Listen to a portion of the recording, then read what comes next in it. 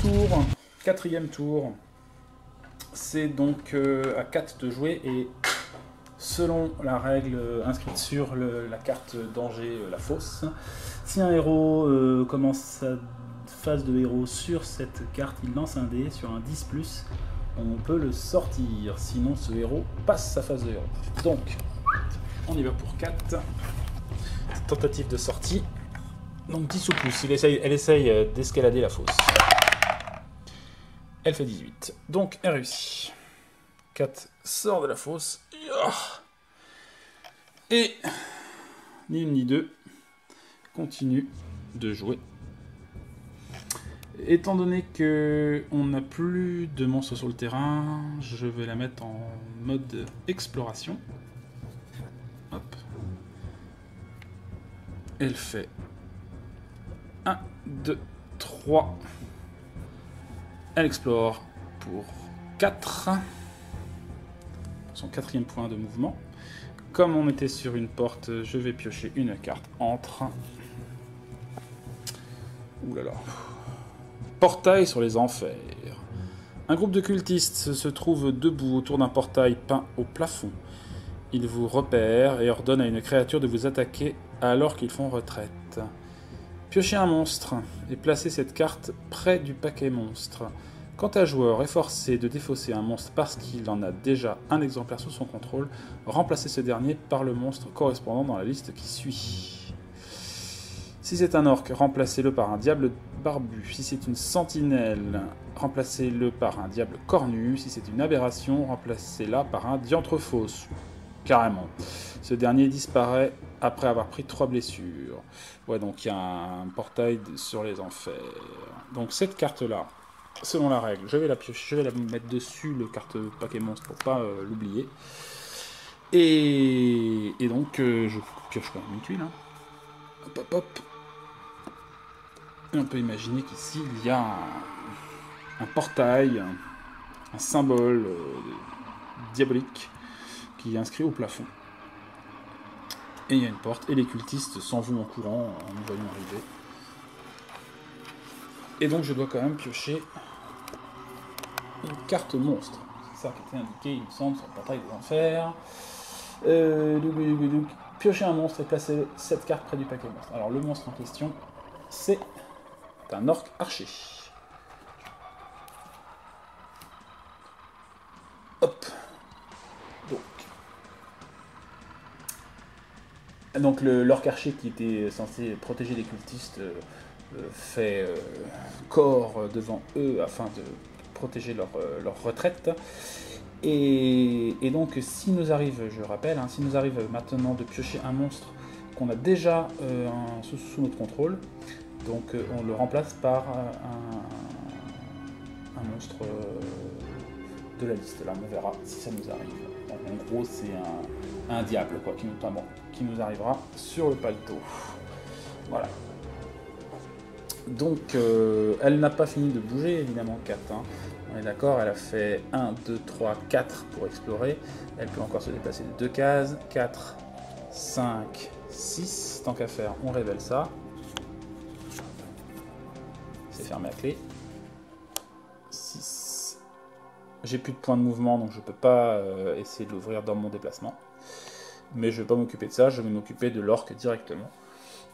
L'orc qui est sous son contrôle et qui a 13 de classe d'armure. Et moi je l'attaque, mais cette fois-ci avec un malus de 2, puisque je suis en phase d'exploration. Ceci dit, j'utilise attaque en feinte. Si vous touchez, déplacez le monstre d'une case. Après l'attaque, déplacez-vous de votre valeur de vitesse. Donc j'ai le droit de me redéplacer encore si je veux. C'est parti pour l'orc qui a 13 de classe d'armure. Je fais 5, donc je rate. 5 et 5, 10, ça rate. Moi je n'arrive pas à le tuer, mais j'ai quand même la deuxième partie de mon pouvoir. Après l'attaque, c'est pas marqué si je touche ou pas, j'ai le droit de me déplacer encore de ma vitesse. Donc, dans mon mouvement, je vais tâcher d'ouvrir ça. Donc ça me coûte un point de mouvement. Il faut que je fasse 10 ou plus. Ça rate. Donc, j'ai déjà fait 1. Je vais faire 2, 3. Est-ce que ça vaut le coup? Ça ne vaut pas le coup. Ça ne vaut pas le coup parce que là, je vais piocher une tuile du dessous puisqu'il y a déjà une porte qui est en place. Donc, ça sert à rien. Je vais juste rester là, comme ça, là. Comme ça va obliger l'orque à m'attaquer avec un coup de poing. Ce sera quand même moins violent qu'une flèche. Et ça termine la phase d'exploration et de héros de 4. J'active donc les créatures sous son contrôle. Et d'ailleurs, est-ce que celui-là aussi, je dois le mettre à gauche? À utiliser avant de piocher une carte monstre durant votre phase d'exploration. Bah ouais, hein. Ouais, hein. Tu m'as pas vu, je suis avec la cape d'elfe. Donc l'orque n'est pas sous le contrôle de 4, mais sous le contrôle de Bruenor. Ce qui n'empêche pas, de toute façon, d'être là. Et bon, de toute façon, il va pas s'activer ce tour-là. C'est pas très grave. Hein. Au contraire, c'est tant mieux. Hein. Et donc, on passe au tour de Bruenor. Bruenor commence par prendre un dégât parce qu'il est empoisonné. Ah, oh là là là, sale fléchette, ça me donne des aigreurs d'estomac. Oh, c'est pour vrai ça. Bon, qu'est-ce que je fais? Et il va aller tenter d'ouvrir la porte en se déplaçant. Donc il va faire 1, 2, 3, 4. Il essaye d'ouvrir la porte. Donc il faut qu'il fasse 10 ou plus. Raté.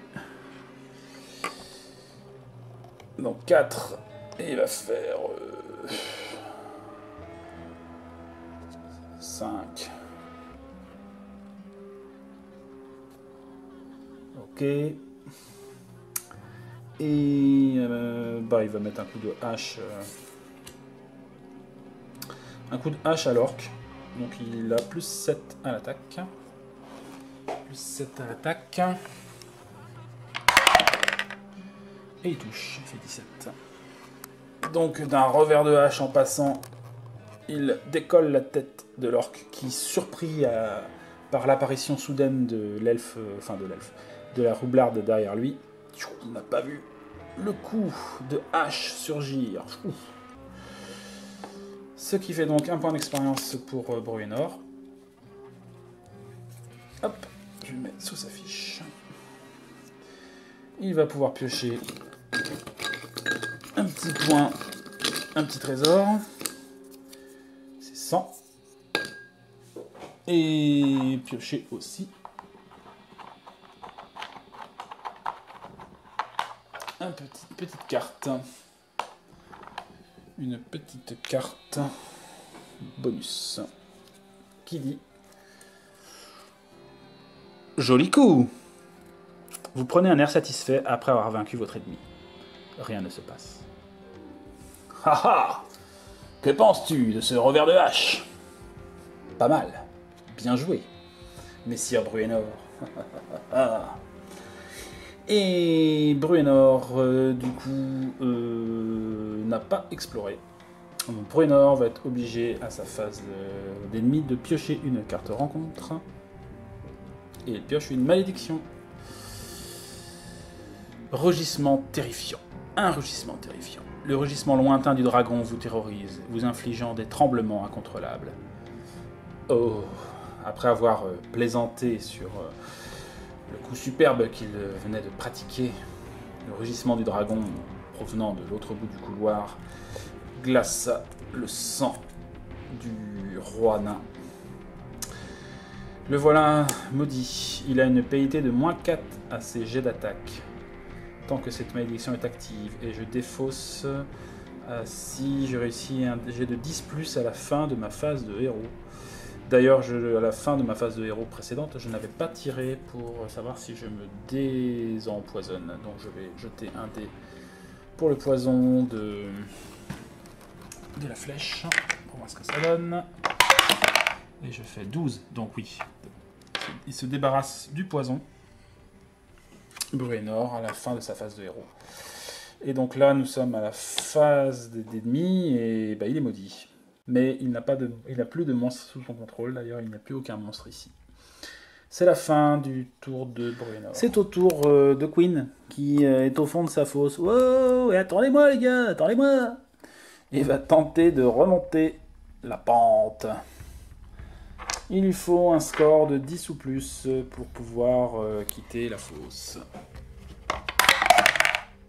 Il fait 8. C'est raté. C'est raté, donc il reste au fond en fait. Hein. Il passe sa phase de héros. D'accord. Bon, donc il passe à une phase d'exploration. Il n'explore pas, puisqu'il est au fond de la fosse. Ce qui l'oblige à piocher une carte rencontre. Un voleur dans l'ombre. En vérifiant votre équipement, vous découvrez qu'un de vos biens les plus précieux a été volé. Le héros actif doit défausser une carte trésor. Si le héros actif n'a pas de carte trésor, il doit défausser un pion trésor à la place. Si le héros actif n'en a pas non plus, le voleur dans l'ombre n'aura rien. Alors, il a une potion de guérison. Non, c'est Queen. C'est Queen. Alors, il doit défausser d'abord une carte trésor. Donc, c'est soit son porte-bonheur, soit sa potion de défense. Put.